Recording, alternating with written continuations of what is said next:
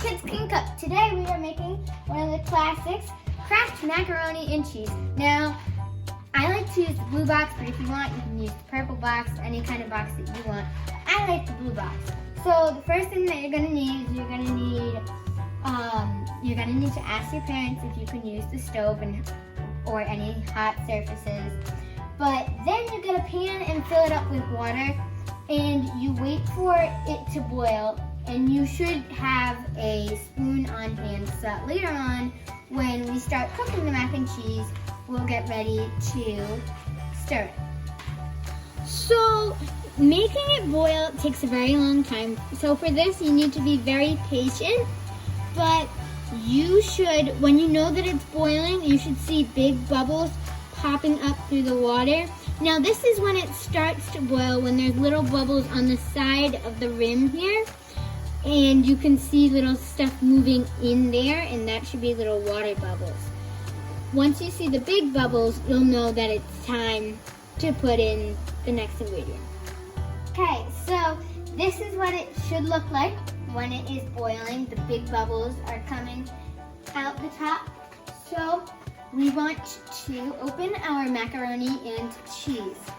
And this little packet is the packet of cheese. So we're gonna put that on the side now because we don't need that. But if your water is boiling, you should have all of the macaroni inside of there. Just no bag. So I want you to pour all of the macaroni right in there. And it'll seem like it has stopped boiling, but don't worry about that. It'll get a little quieter. Now you want to always keep stirring it because the mac and cheese, well, the macaroni, can stick to the sides of the pan. So you want to keep your macaroni moving the whole time. I started at 7:25, so I want you should cook it to 7 to 8 minutes, depending on how hard or soft you like your macaroni. Okay, so your macaroni should be just about done. So you should want to move it off of the hot surface. And right now you're going to want to get your strainer. It should be, if you don't know what a strainer is a bowl that you can easily hold that should have all of these holes for water to get through. So you should put it in your sink, grab your pot by the handle, and come and pour it in your strainer. The whole thing. Don't be afraid to pour it fast or slow. Pour it right on in there. And if you have some sticking, if you didn't like stir it that well and anything, that's totally okay. Just grab your spoon and scrape it off of the sides. While your macaroni is straining, you want to turn it from high down to low right now. But we need to keep it hot. Now you're going to grab a knife and grab a stick of butter. Now you don't want the containers of butter because you don't know how much that you have. You want a stick of butter that hasn't been used yet. So if you see here, 1 tablespoon, and you can measure it. So you're gonna need 4 tablespoons, so 1, 2, 3, 4. So you're gonna cut right on that line, right through. So this is what you're going to put in there later when you make your cheese sauce. Okay, so you wanna unravel it from your wrapper and put that right there. So you want to chop this up into normal sized pieces so that it can melt faster when you have it in the hot. Okay, so cut them up into about 4 pieces like that. So now you can return your pot to the heat on low and put in your butter. Make sure that they're not clumped together. Even if you have cut them up, they can stick. So just add those to the bottom of the pan so that they can melt a little bit. So you want 1/4 of a cup ready here. You can use a measuring cup. In my mind, I think that's a little bit more confusing than having 1/4 of a cup right here. So you're gonna want to grab your milk and put 1/4 of a cup. You should have 1/4 of a cup of milk, and you should pour that in there with your melted butter. If you like more of a milky, cheesy, then you can add some more milk if you like more milky, cheesy. And I like more milky, cheesy, but I want to pour in the milk after I see how the cheese is going to do. So you're going to want to have your packet of cheese that, if you remember from the beginning, we put on the side over there. You're going to want to rip it from where it has these little bumps, and you're going to want to rip it in there. And you're going to open up the packet, and there should be your cheese inside. Now, I like to pour a little bit in at a time and then stir it in there.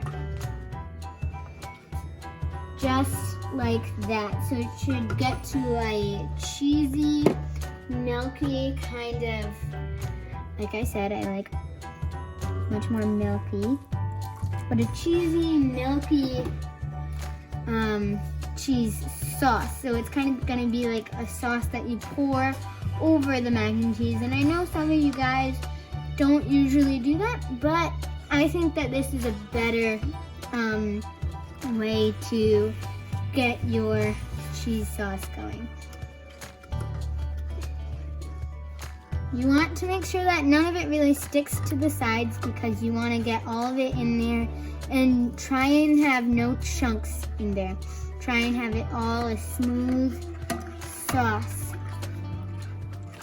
just like that. Your cheese sauce, once it's ready, you're going to go grab the strainer from the sink. Now all of it should be clumped together in a big clump, and you don't want that, so you want to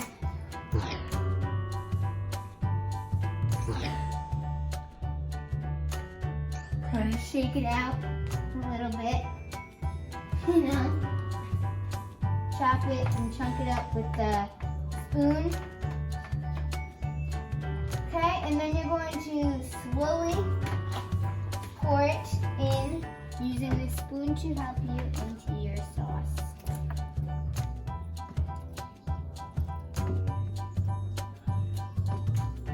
So pour it all in, and then make sure that you don't have those chunks. Make it so that you try and unchunk some of that. Make it super nice and cheesy, like that. Now, yours might not look like this, and it's maybe because either you might have more chunks, because we all make it differently, and we all like our own kind of mac and cheese. And now this is what a really milky one should look like.